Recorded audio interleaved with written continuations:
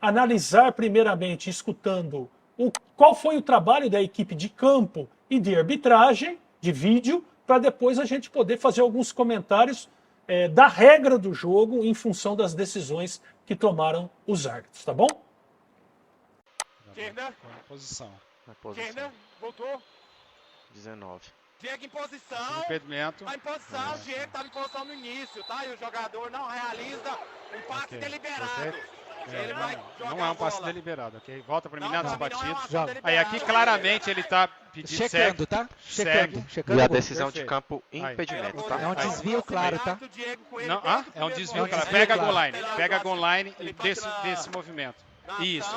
Segue. O jogador tá Volta. claramente em posição. Isso. E aí tem um tá. desvio Claramente claro. posição. Ok.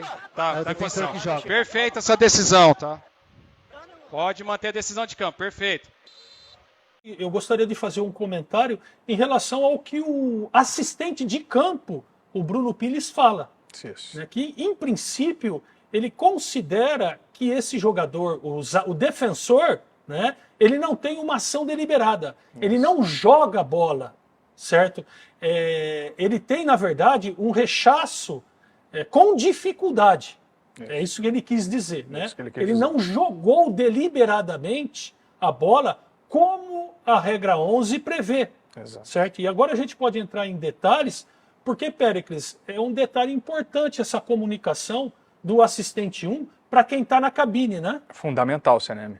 É fundamental que nessa hora o assistente, a equipe de campo, mas nesse caso o assistente que é responsável por essa jogada, depois de analisar, ative a cabine com os conceitos. E ele deu o conceito de posição, porque ele já estava vendo a posição de forma clara, e que a jogada do jogador de preto, nesse caso, não era uma jogada deliberada com plenos controles dos seus movimentos. Para iniciar uma nova Para ação. iniciar uma nova ação. Que ela desse origem a uma nova ação e uma nova jogada. Não aconteceu isso. Em consequência disso, para ele, assistente, gerou, na verdade, uma vantagem Isso. para aquele jogador que já estava em posição de impedimento. Exatamente. Porque Não sendo uma ação deliberada com controle da bola. Exato, porque aí ela se torna um desvio, sendo um desvio ela não dá uma nova origem. Exato. E não dá legalidade àquele jogador. Assim interpretaram os árbitros, e nós vamos ver o texto da regra Isso. para poder fazer essa comparação entre o que eles tomaram de decisão e o que diz exatamente o Juliano, né, que está aqui novamente com a gente, né, Juliano? Seguindo aqui na luta, nosso gerente técnico, vai colocar para a gente. Importante, Juliano, que eu gostaria que você fizesse para mim, antes de colocar aqui, só como curiosidade também, para a gente estar aí Divulgando. matando as curiosidades, divulgando, né? Aqui nós estamos agora no site, é isso, Juliano? No site do IFAB, né? Que é a board, que é quem regula as regras do jogo e quem, de maneira virtual, nós estamos linkados ao site do IFAB, né? E aqui, no site do IFAB, a gente tem tudo aqui, ó. As regras do jogo, tá em inglês, né? Então tem as regras do jogo, ela tem em inglês, alemão, francês, né? Espanhol e também em português agora. É só buscar o site do IFAB, olha lá, ó, Laws of the Game 23-24, Brazilian Português, né? E ele vai abrir pra gente na regra diretamente do IFAB, né, para a gente poder analisar esse texto diretamente da fonte, certo? Diretamente da fonte, tá? Então, quando a gente vai na fonte e a gente busca lá as infrações, né, Juliano? Primeiro, em princípio, número 2, que está falando de impedimento, infração por impedimento.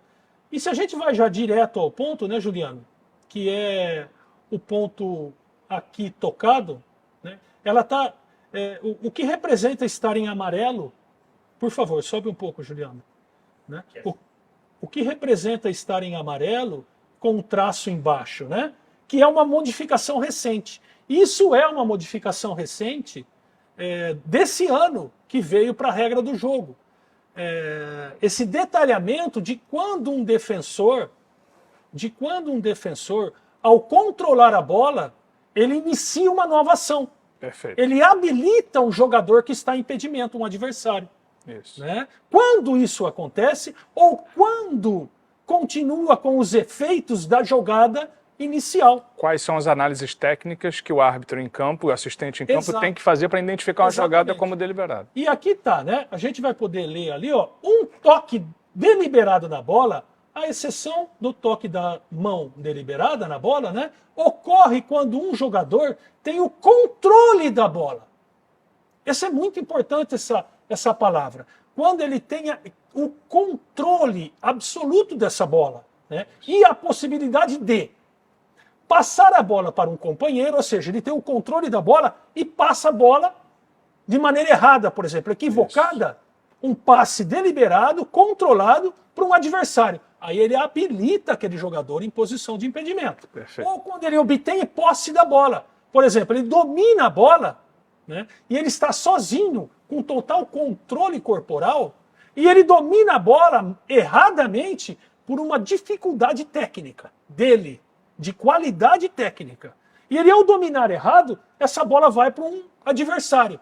Essa bola dominada assim, ela passa a ser uma bola que habilita um atacante em posição de impedimento. Ou afastar a bola, que é esse caso específico dessa jogada, né?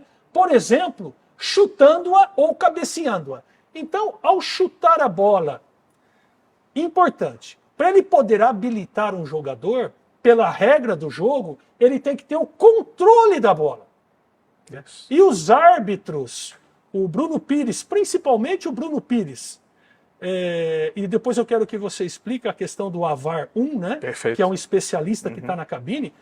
Principalmente o Bruno Pires e o AVAR 1 interpretaram de que eles tiveram, esse jogador defensor teve dificuldade para jogar a bola. Claro. O que não encaixa nesse controle Isso. da bola. Ele não a controlou antes. Ele não conseguiu ter movimentos de controles absolutos para poder habilitar esse jogador novamente. Ou seja, esse jogador que voltava numa posição de impedimento, para eles, árbitro, continuava sob efeito do primeiro passe, do primeiro cruzamento. E, portanto, ele ganha vantagem. Portanto, ele ganha vantagem dessa ação, né? Alguns pontos são importantes aqui, e a gente vai até um pouco mais embaixo, né, Juliano?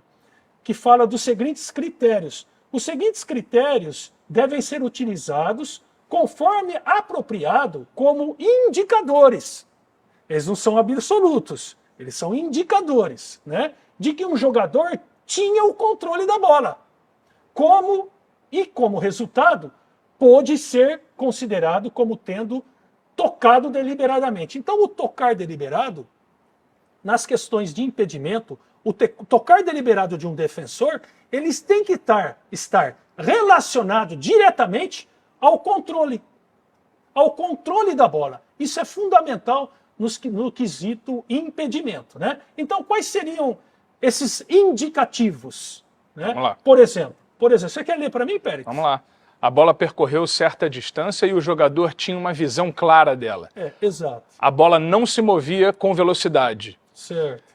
A direção da bola era previsível. Certo. Ou seja, era uma bola que vinha com uma determinada velocidade, quicando, o que dificulta o controle. Não, vamos pela regra primeiro, né? Sim. Esses três elementos que você citou são fundamentais. Agora tem Para outros, entender. né? Nós temos outros mais que o Juliano vai colocar para a gente, que está numa outra página, certo?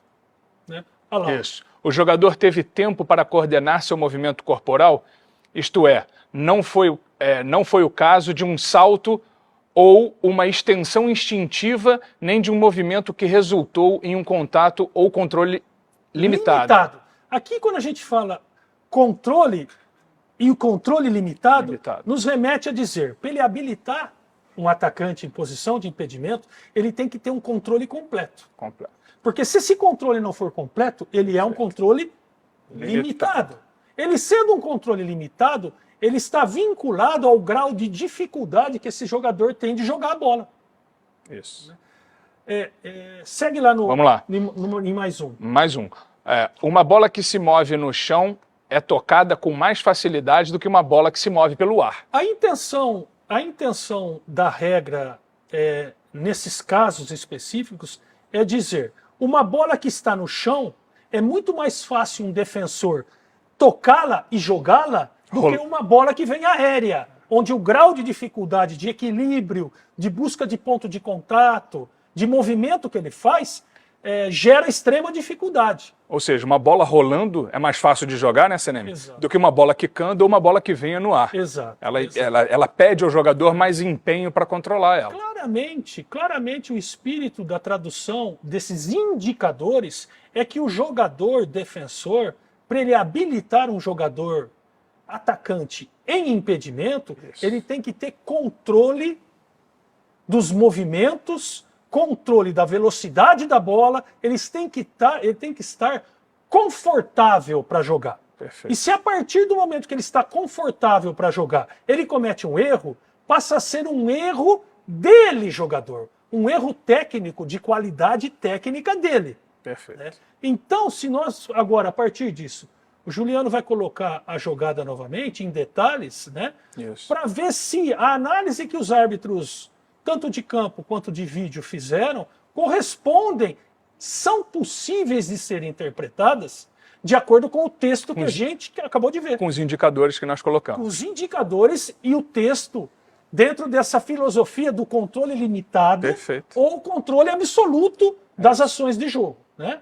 Vamos lá. O Juliano vai colocar para a gente em detalhes, né?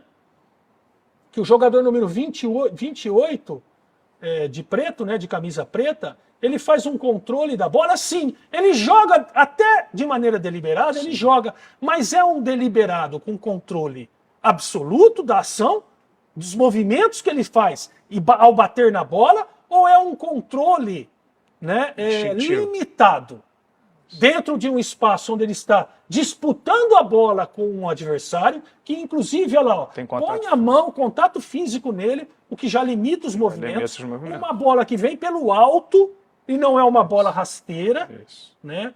E aqui a regra disse que a bola rasteira tem uma tendência, né, de ser mais fácil de ser jogada do que a bola aérea. Exatamente. Né? Esse contato físico pode limitar ou alterar o resultado da ação dele, o gesto esportivo de jogar essa bola para trás. Exato. Então, essa foi a interpretação, e foi muito claro quando o Bruno Pires, principalmente o assistente número 1 lá, no alto que a gente está vendo, ele interpreta dessa maneira. Exato. E a comunicação foi muito boa, né? O envio, é muito importante isso. É muito importante. No jogo hoje, né? Muito importante. Isso é fundamental, a gente pede muito a eles que isso seja trabalhado antes do jogo, para eles executarem no jogo, porque a importância dessa informação chegar limpa na cabine e que o VAR recepcione essa informação através do seu AVAR 1, que é o responsável na cabine, é o assistente do campo na cabine, CNM. Péricles, nós temos três VARs numa cabine na Série A. Um é o VAR principal, que é o que toma as decisões. O AVAR 1 é um assistente. É um árbitro assistente. É como um bandeirinha na cabine. Para exatamente ter maior recurso e maior habilidade em interpretação da regra 11. De regra 11. Né? Nesse caso aqui era o Porfírio.